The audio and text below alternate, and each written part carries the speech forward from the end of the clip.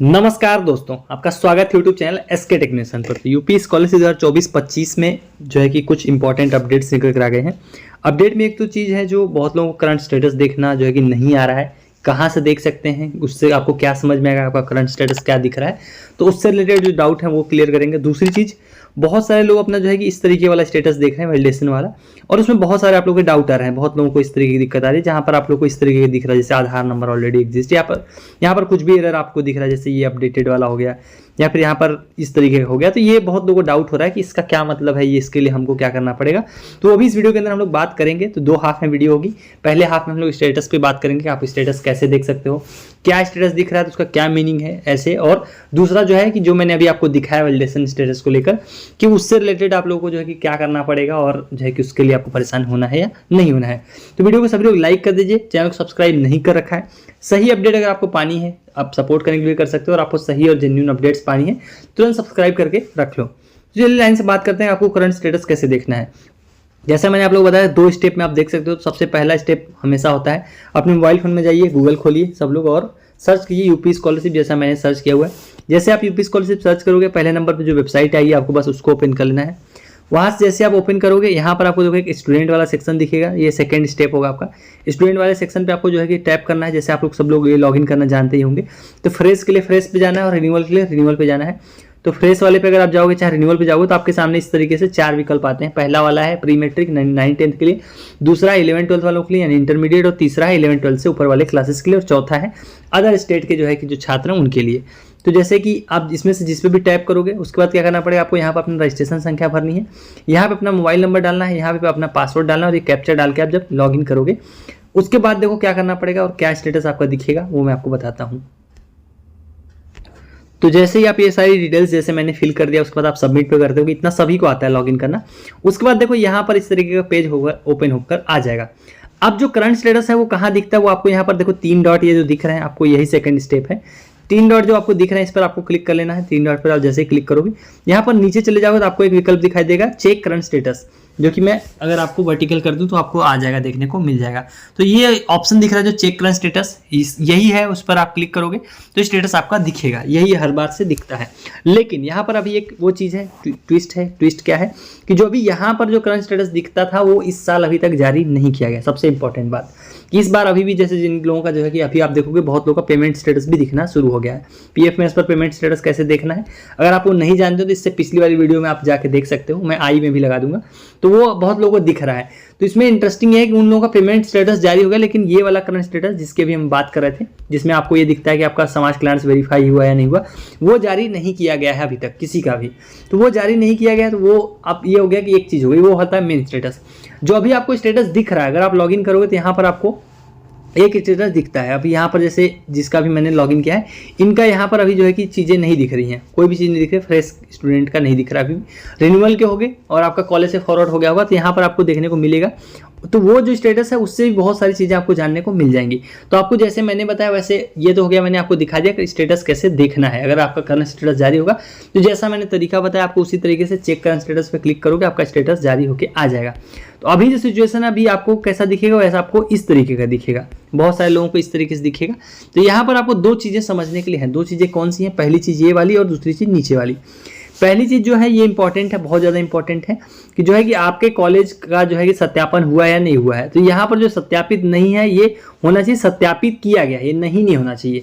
पहली चीज़ तो ये हो गया जो वेरीफाई होना चाहिए। तो जिसका सत्यापित किया गया है वो लोग ये वाला पास कर चुके हैं, मतलब आपका ये वाला स्टेटस वेरीफाई है, यहाँ से आपका कोई दिक्कत नहीं है।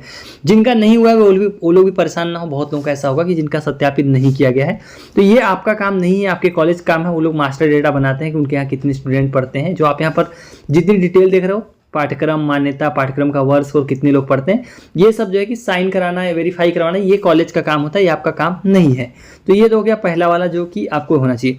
सेकेंड जो आप देख रहे हो यहाँ पर नीचे, ये भी बहुत इंपॉर्टेंट है। ये क्या है, देखो यहाँ पर वो डिटेल लिखी जाती है जो आपका कॉलेज आपका फॉर्म फॉरवर्ड करता है। तो उन्होंने जो आपके स्टेटस अभी करंट है वो आपको यहाँ पर दिखाते हैं। जैसे अभी जिसका अभी आप अपनी स्क्रीन पर देख पा रहे हो, इनका अगर आप देखोगे तो यहाँ पर क्या लिखा हुआ है, स्टेटस है, स्टेटस देखो यहाँ पर स्टेटस लिखा हुआ है वेरीफाई बाय इंस्टीट्यूट, मतलब अभी कॉलेज से फॉरवर्ड नहीं किया गया है। कॉलेज ने इसको वेरीफाई किया हुआ अभी कि हाँ हमने रिसीव कर लिया है, फॉर्म आ गया है, लेकिन उन्होंने इसको अभी तक फॉरवर्ड नहीं किया गया है। तो जो आइडियली होना चाहिए वो क्या होना चाहिए, यहाँ पर होना चाहिए सत्यापित किया गया और यहाँ पर होना चाहिए फॉरवर्डेड बाय इंस्टीट्यूट। यही स्टेटस अभी जारी हुआ, इससे ज़्यादा अभी तक जारी नहीं हुआ है। तो दो चीज़ें अगर आपकी हैं, अगर अभी आप लॉगिन करते हो आपका यहाँ पर दिख रहा है सत्यापित किया गया और यहाँ पर लिख के आ रहा है फॉरवर्डेड बाय इंस्टीट्यूट, मतलब जो है कि आपका सब कुछ हो गया है, समाज कल्याण के लेवल पर चला जा चुका है फॉर्म, अब वो लोग उसको देख रहे हैं। तो ये बहुत ज़्यादा इंपॉर्टेंट है। आपने अगर अभी तक अपना स्टेटस ये वाला नहीं देखा देख लेना। जैसे इनका देखोगे अभी आप देखो, मैंने एक दूसरा आपके सामने ओपन किया है, तो इसमें देखोगे अभी तो यहाँ पर आपको क्या देखने को मिल रहा है, यहाँ पर देखने को मिल रहा है फॉरवर्डेड बाय इंस्टीट्यूट। तो इनका कॉलेज से फॉरवर्ड हो गया, डिटेल भी आपको देखने को मिल जाएगी। अब बहुत ज़्यादा लोगों को यहाँ पर दिक्कत आ रही है कि यहाँ पर 23-24 लिखा हुआ है, तो ये आपको इग्नोर करना है, ये अभी लिखा हुआ आ रहा है यहाँ पर, इसका कोई सेंस नहीं है क्यों लिखा गया है। दूसरा चीज जो अलग तरीके का स्टेटस है वो ये भी है एक तरीके का, जिसमें आप देखोगे कॉलेज से तो फॉरवर्ड हो गया लेकिन अभी ये सत्यापित नहीं किया गया है। तो ये भी आपको एक तरीके का स्टेटस है, ये आपके कॉलेज से ही होगा और ये वाला अभी कॉलेज से फॉरवर्ड हो गया है। तो आइडियली आपका स्टेटस कैसा होना चाहिए, आपका इस तरह से होना चाहिए कि यहाँ से फॉरवर्डेड ऐसे लिखा होना चाहिए स्टेटस में और यहाँ पर लिखना चाहिए सत्यापित किया गया है। सत्यापित नहीं होना चाहिए, सत्यापित किया गया है। तो ये पहली और दूसरी चीज़ अगर आपकी क्लियर है तो आपको कोई भी दिक्कत नहीं है, आपका करंट स्टेटस फाइन है, बिल्कुल ओके है, यहाँ से आपको कोई भी परेशानी नहीं है।